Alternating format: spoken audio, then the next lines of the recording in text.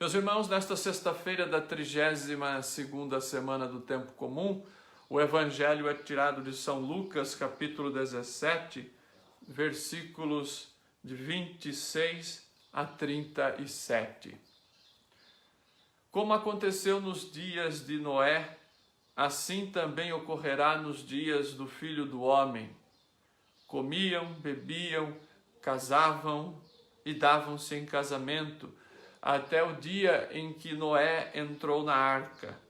Então veio o dilúvio, que os fez perecer a todos.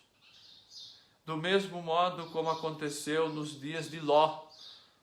Comiam, bebiam, compravam, vendiam, plantavam, construíam.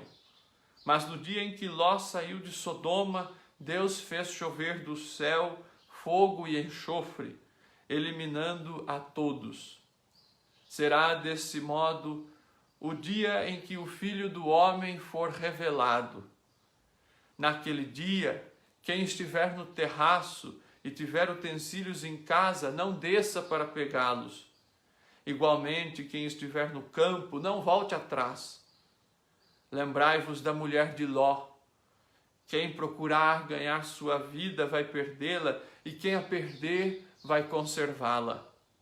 Digo-vos, naquela noite 2 estarão num leito, um será tomado e o outro deixado. 2 mulheres estarão moendo juntas, uma será tomada e outra deixada. Tomando a palavra, perguntaram então a Jesus: Onde, Senhor? Jesus lhes respondeu: Onde estiver o corpo, aí também se reunirão os abutres. Palavra da salvação, glória a vós, Senhor. Meus amigos, olha, o Evangelho de hoje foi providencial porque o tema do programa, nesta série de catequeses sobre a escatologia cristã, o tema do programa seria justamente a parousia. E com isso, coincidentemente, mas também providencialmente, o Evangelho desta sexta-feira da 32ª semana do Tempo Comum é justamente este capítulo 17 de São Lucas, que é o pequeno discurso escatológico de Jesus. Depois tem um outro mais à frente no Evangelho de Lucas, mais longo, mas este já é uma antecipação. Jesus no seu caminho a Jerusalém, no caminho que Jesus, no percurso que ele vai fazendo de rumar à cidade santa, onde ele iria sofrer a sua paixão e morrer. Jesus então vai instruindo a comunidade, mas vai instruindo também grupos de pessoas que iam atrás dele, vai também falando com fariseus. E hoje Jesus faz este discurso como um alerta para as pessoas, para a comunidade, sobre aquilo que seria, não é, o fim dos tempos. Esta perícope, este discurso é exatamente sobre os discípulos. Ontem Jesus começava a dizer, olha, as pessoas vão falar que o dia do Filho do Homem está aqui, que o filho, ou está ali, que vai vir assim, que vai vir no raio, que vai vir em luz piscando. Não sigam essa gente, porque o reino de Deus já está no meio de vocês. Então Jesus faz um alerta aos discípulos justamente contra o charlatanismo, contra aquelas pessoas que querem espalhar o terror no meio da comunidade, ou aquelas pessoas que querem vender a sua pregação com essas coisas extraordinárias e fantasiosas que muitas vezes acabam prendendo a atenção e arrebanhando, porque todo discurso escatológico, todo discurso sobre as realidades futuras atraem a atenção de muita gente. E se o pregador não é bem intencionado, ele pode fazer uma verdadeira lavagem cerebral na cabeça das pessoas com esse tipo de discurso. E é justamente este o objetivo da escatologia cristã, é de clarificar, é de tentar trazer esta esperança cristã para a nossa vida, para que nós vivamos bem à espera da vinda gloriosa do Senhor, que é uma realidade de fé, que nós rezamos na nossa profissão de fé. No símbolo niceno-constantinopolitano, nós dizemos: e de novo há de vir em sua glória para julgar os vivos e os mortos, e o seu reino não terá fim. Então veja que em nenhum momento a nossa fé cristã católica coloca o terror quando trata da escatologia, coloca medo quando trata da escatologia. Mas não, ela nos enche de esperança. Ela vem dizer: e de novo há de vir em sua glória para julgar os vivos e os mortos, e o seu reino não terá fim. Veja, o reino de Deus não terá fim. Você quer uma notícia mais alegre, mais esperançosa do que essa, de que o reino de Deus não terá fim? Então, isto é o que se trata na parousia. A parousia, então, o que é? Então, para a gente compreender, a parousia é justamente esta segunda vinda de Cristo, esta vinda de Jesus na sua glória. Agora, como se dá isso? Bom, nós vamos tentar clarificar um pouco a partir dos estudos da teologia, a partir dos padres da igreja, a partir da palavra de Deus, da Sagrada Escritura, e também a partir da doutrina da igreja, da nossa fé, do magistério da igreja. Primeiro, nós precisamos compreender o que é a origem da palavra parousia no grego.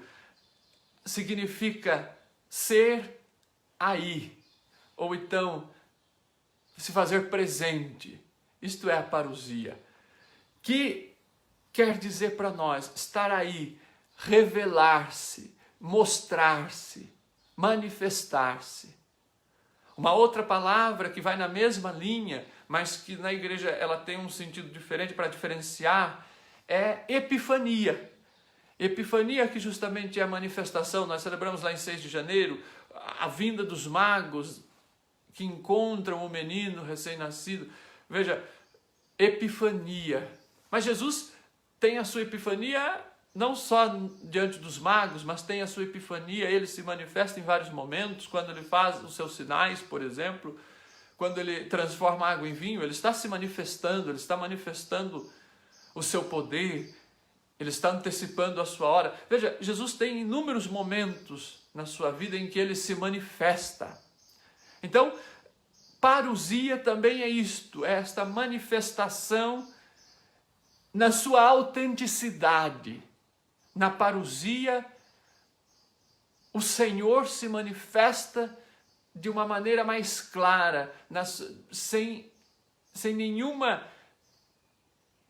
máscara, sem nenhuma maquiagem, sem nada que possa ali camuflá-lo, não. O Senhor ali na parousia, ele se manifesta da maneira mais transparente possível, de uma maneira mais profunda, de uma maneira mais completa. Então, vocês reparem que quando a gente fala da parousia, da segunda vinda de Cristo, portanto, então por isso que a gente diz que ele virá na sua glória para julgar os vivos e os mortos. Ou seja, o Senhor virá naquele jeito que é a sua origem, na sua origem de junto do Pai. Ele vem para se revelar a nós, mas ele não vem só para revelar-se a si mesmo, porque isso ele já se dá a revelar e a conhecer no decorrer da história, durante a sua vida no meio de nós, no mistério da sua encarnação, Deus já se revela. Mas ele vem também para revelar, para trazer às claras as realidades do mundo, as realidades da humanidade, as realidades do cosmos, da criação como um todo. No dia da vinda do Senhor, no dia do julgamento, o Senhor, ele vem para distinguir plenamente o bem do mal. Já na cultura grega, meus irmãos, nós já tínhamos dois sentidos da parousia. Nós tínhamos, no mundo helênico, nós tínhamos a parousia em dois sentidos de senhorios, por exemplo. O senhorio na teologia, que significava a glória dos deuses gregos, então a manifestação, as estátuas, as representações dos deuses gregos na sua glória. E vocês sabem, os gregos tinham muitos deuses, mas também a parousia dos políticos. Na política grega, os reis, os senhores, eles nas grandes festas, eles eram trazidos em tronos elevados, carregados pelos seus súditos, e eles apareciam para o povo em trajes de gala, cheios de brilho, em ornamentos, e isto então era a parousia dos governantes, dos reis, dos políticos, dos senhores. Em ambos os aspectos era o Kyrios, que significa o Senhor, tanto no aspecto teológico, no caso dos deuses, eu repito, quanto no mundo político, com os governantes, com os senhores. Então, esta era a parousia. Então, vinha aquele Senhor ali carregado em belas vestes, em outras palavras, nas grandes celebrações, nas grandes festas. Então, é isso que se trata também no campo teológico do cristianismo, justamente este dia do Senhor, que o evangelho de hoje, no capítulo 17 de São Lucas, vai dizer. No versículo 30, será desse modo o dia em que o Filho do Homem for revelado. Veja, o evangelho de hoje, portanto, fala exatamente, Jesus fala do dia da sua revelação. Então ele não fala no dia da volta, mas ele fala no dia em que o Filho do Homem for revelado.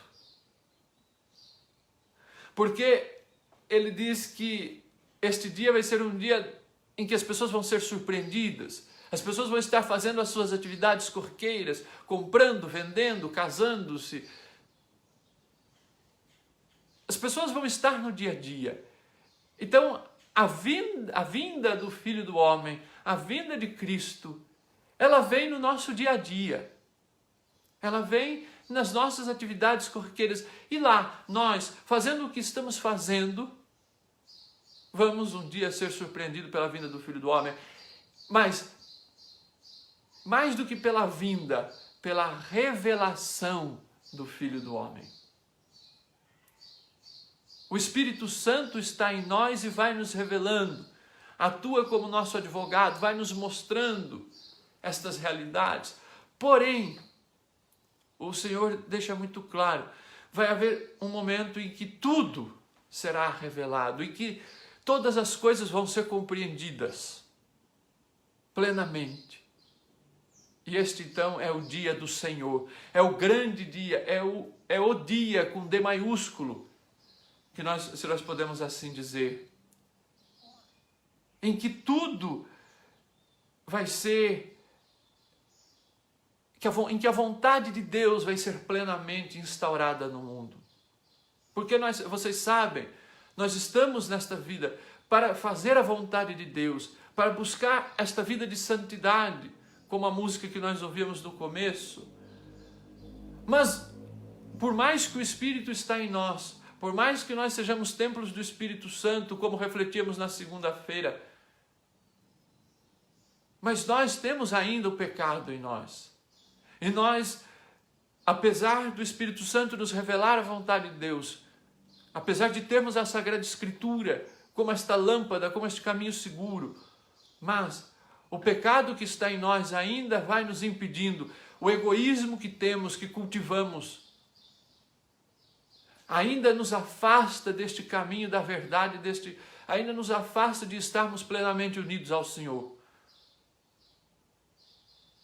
Ainda nos impede de ver o Senhor na sua verdade, na sua plenitude. E é por isso que Jesus fala deste dia da revelação, do dia em que o Filho do Homem for revelado. Então veja que muito mais do que uma volta, apesar de nós usarmos esta nomenclatura, esta terminologia, a segunda vinda de Cristo, Mas nós sabemos, pelo final do Evangelho de São Mateus, no seu capítulo 28, que Jesus, ele nunca se afastou de nós. Ele diz: eis que estarei convosco todos os dias até o fim do mundo.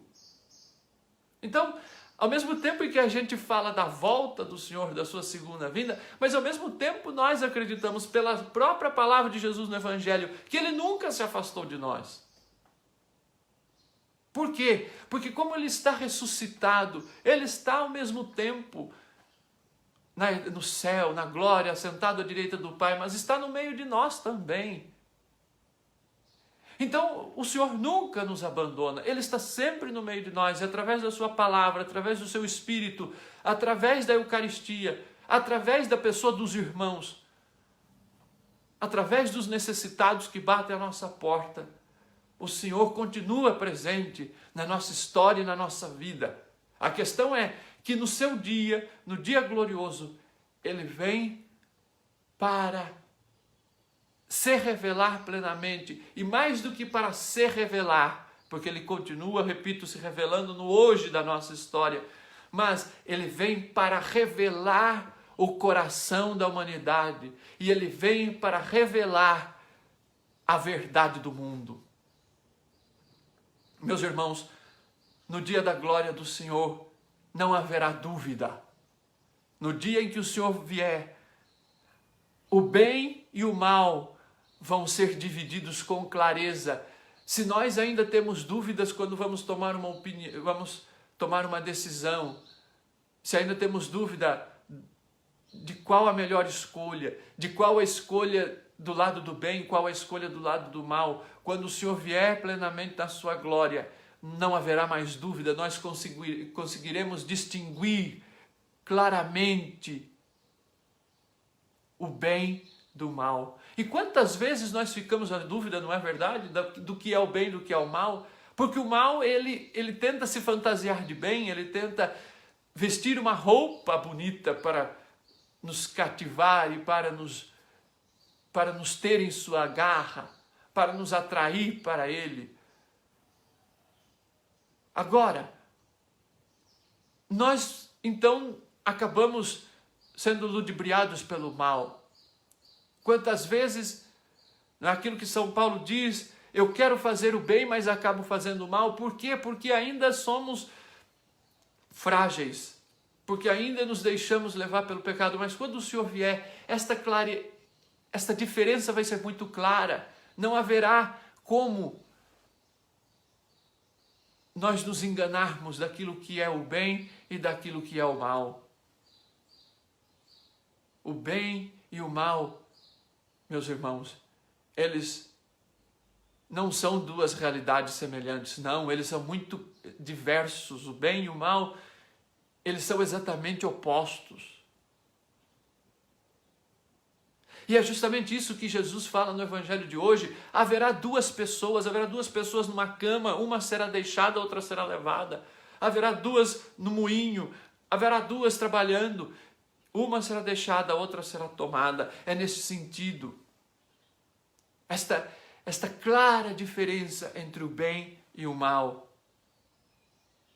Nós conseguiremos distinguir esta diferenciação, fazer esta diferenciação.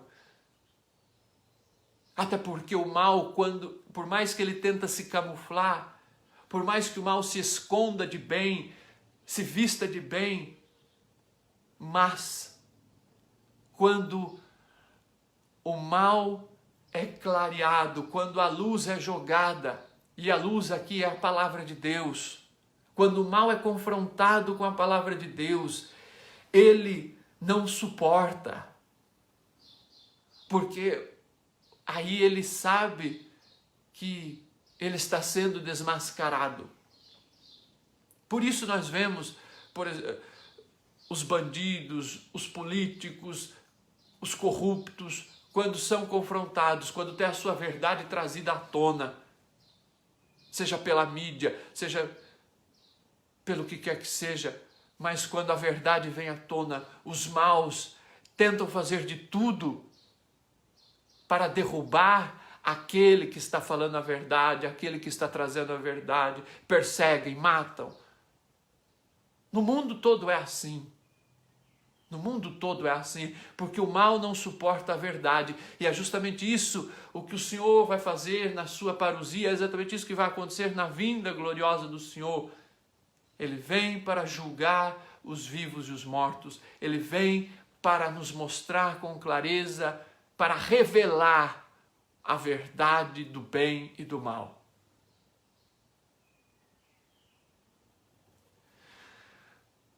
E nós já temos então, meus irmãos, essas experiências aqui. Veja, não adianta a gente ficar esperando de braço cruzado a parousia do Senhor, porque então esta parousia começa aqui, o Senhor já vai nos revelando e já vai nos dando essas experiências aqui. Os sacramentos são isso, a Eucaristia que nós celebramos todos os dias, é exatamente esta expectativa da vinda do Senhor. Nós dizemos, anunciamos, Senhor, a vossa morte e proclamamos a vossa ressurreição. Vinde, Senhor Jesus. Então, todas as vezes que comemos deste pão e bebemos deste cálice, anunciamos, Senhor, a vossa morte, enquanto esperamos a vossa vinda. Mas, meus irmãos, esta esperança cristã, esta esperança da vinda do Senhor, não é uma esperança passiva, não é uma esperança de braços cruzados, no sentido de ficar aqui esperando alguma coisa que caia do céu. Não. Senão não teria sentido tudo o que o Senhor nos ensinou, não teria sentido a sua palavra. Para que precisaríamos então seguir a vontade de Deus, procurar a vida reta, se nós estivéssemos esperando alguma coisa cair pronta no nosso colo algum dia? Não faria sentido, mas a esperança cristã é uma esperança ativa, é uma esperança do verbo esperançar mais do que do verbo esperar. Esperançar é eu aqui, nesta vida, neste mundo, vou trabalhando, vou fazendo o bem, vou agindo, vou convivendo com as pessoas, vou fazendo a vontade de Deus, para que lá, no final dos tempos, quando o Senhor vier para julgar, eu estarei pronto, estarei lá trabalhando, estarei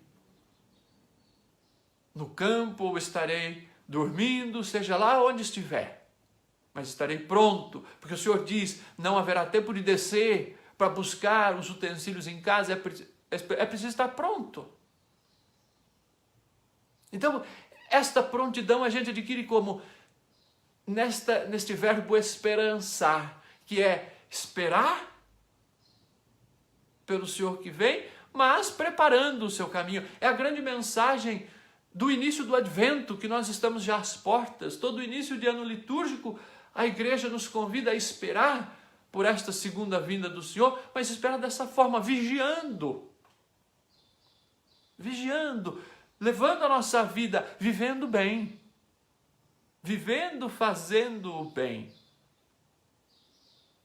E o Senhor vem como juiz, como um justo juiz. Eu acho que nós já trabalhamos um pouco João 5, mas eu gostaria de retomar de novo esse texto. João capítulo 5, versículos 22, depois versículos 26 e 27. Porque o Pai a ninguém julga, mas confiou ao Filho todo o julgamento, a fim de que todos honrem o Filho como honram o Pai. Assim como o Pai tem a vida em si mesmo, também concedeu ao Filho ter a vida em si mesmo, e lhe deu o poder de exercer o julgamento, porque é Filho do homem. Não vos admireis com isto.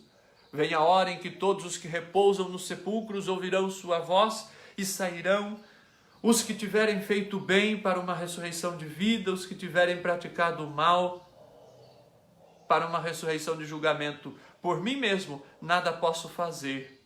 Eu julgo segundo o que ouço, e o meu julgamento é justo, porque não procuro a minha vontade, mas a vontade daquele que me enviou.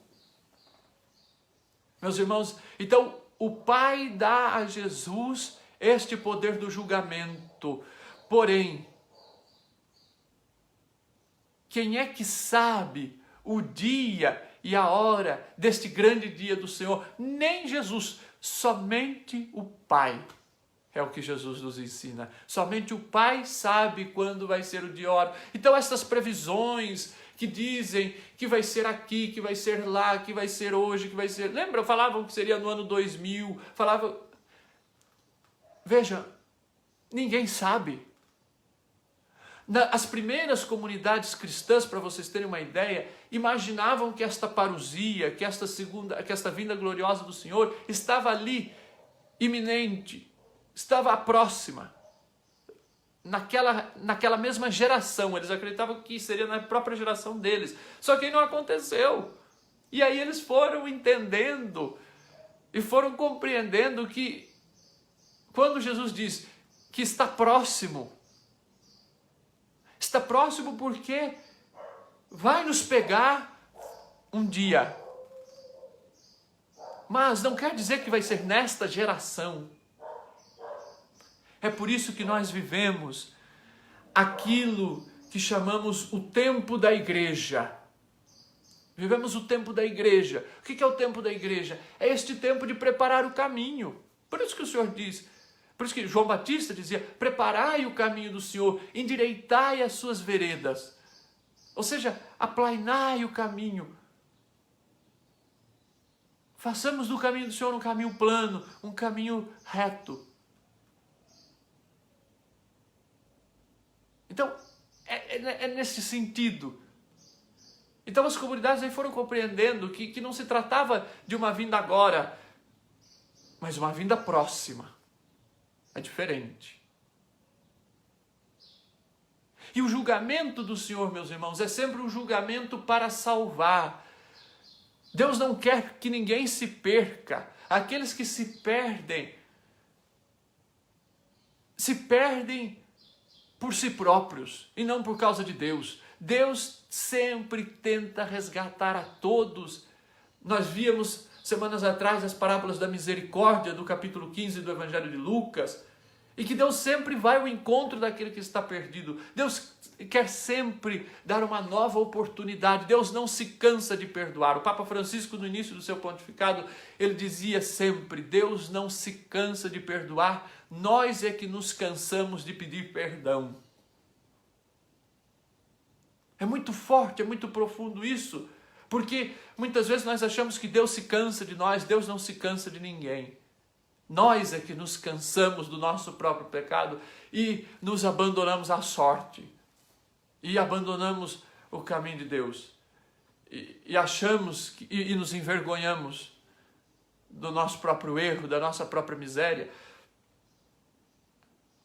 Então esse julgamento de Jesus é um julgamento para nos salvar. E não é um tribunal acusador, porque quem acusa, Jesus já disse no Evangelho, quem acusa é o diabo. Ele vem, o Espírito Santo vem para nos defender justamente do acusador. Porque o acusador, o diabo, ele quer sempre nos afastar de nós mesmos, de Deus e dos outros. Então ele vai sempre querer mostrar a nossa culpa. Enquanto Deus vai querer sempre mostrar a sua misericórdia, apesar da nossa culpa. Então nós podemos dizer que este tempo que estamos vivendo aqui nesta vida é o tempo da paciência de Deus. É o tempo que o Senhor dá para que nós nos convertamos. Para que nós possamos ir moldando a nossa vida, chegando mais próximos dele, vivendo mais de acordo com a sua vontade, com o seu evangelho. E é sempre um julgamento com base no amor.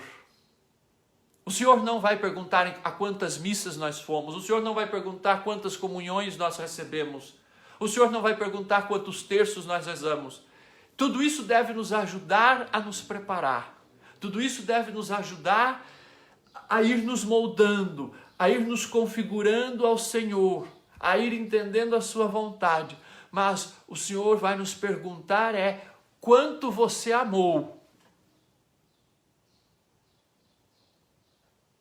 Este é o principal mandamento. E é isso que o Senhor vai nos perguntar quando Ele vier. O quanto você amou. O que nós teremos para apresentar ao Senhor? Para apresentar ao Senhor? O quanto você tem amado, o quanto eu tenho amado. Este é o critério do julgamento. Esta é a matéria do julgamento. A primeira leitura de hoje da primeira carta de São João vai dizer exatamente isso. São João nos diz: o critério é o amor.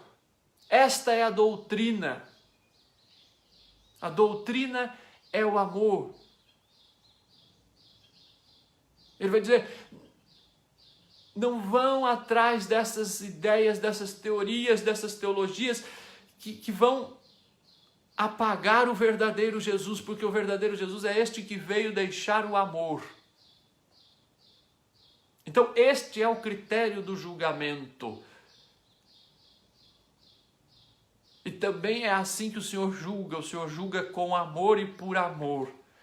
E o Catecismo da Igreja Católica, no parágrafo 1039, quando fala do juízo final, ele traz um texto de Santo Agostinho, no seu sermão número 18, e Santo Agostinho diz assim: todo o mal que os maus praticam é registrado sem que o saibam. No dia em que Deus não se calará, voltar-se-á para os maus. Eu havia, dir-lhes-á, colocado na terra meus pobrezinhos para vós. Eu, seu chefe, reinava no céu à direita do meu Pai, mas na terra os meus membros passavam fome. Se tivesseis dado aos meus membros, vosso dom teria chegado até a cabeça. Quando coloquei meus pobrezinhos na terra, os constituí meus tesoureiros para recolher vossas boas obras em meu tesouro. Vós, porém, nada depositastes em suas mãos, razão porque nada possuís junto de mim. Olha a catequese de Santo Agostinho, o critério que Agostinho nos dá para encontrarmos então o nosso tesouro junto de Deus. É justamente o cuidado com os fracos, o cuidado com os necessitados, com os pobres, com os injustiçados. Esta é a missão da igreja, ao preparar o caminho do Senhor. Chegando ao final do ano litúrgico, minha gente, nós vamos tendo esses textos escatológicos diante dos nossos olhos para nos colocar de novo na linha, no trilho, que é justamente este da caridade. Não há outro. Não há outro. E nós não precisamos nos envergonhar, não precisamos ter medo, porque o Espírito Santo foi colocado nos nossos corações no batismo, para que nós possamos sempre recordar, trazer de novo ao coração a palavra de Deus, a Sagrada Escritura, em que lá nós vamos entendendo e compreendendo a vontade de Deus, que é justamente o amor, e assim nós possamos trilhar rumo à eternidade. E aí nós entenderemos como vai ser o julgamento. O julgamento que é a partir da forma de Cristo. Estamos formatados a Cristo ou não? Este é o critério do julgamento. E qual é o formato de Cristo? É o amor. É a misericórdia, é a compaixão. Então, com isso a gente termina o programa e a reflexão de hoje refletindo: quem é que deve temer? Quem é que deve ter medo do julgamento? Quem não praticou a caridade, quem humilha os pequenos, quem vive na mentira, quem tira dos mais fracos para se enriquecer. Então aí a gente já entende, tem muito político que precisa ter medo. Quem tira dos pobres, quem comete injustiças.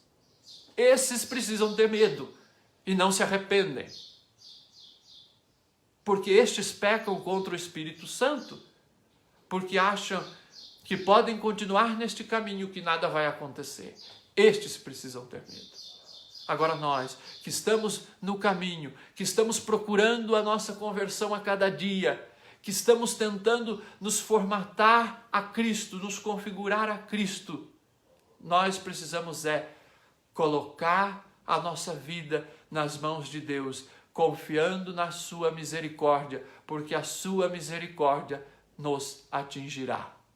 O Senhor está no meio de nós, Ele continua no meio de nós, o seu Espírito habita em nós, nos dá forças para que nós possamos viver de acordo com a sua palavra. Louvado seja nosso Senhor Jesus Cristo, para sempre seja louvado.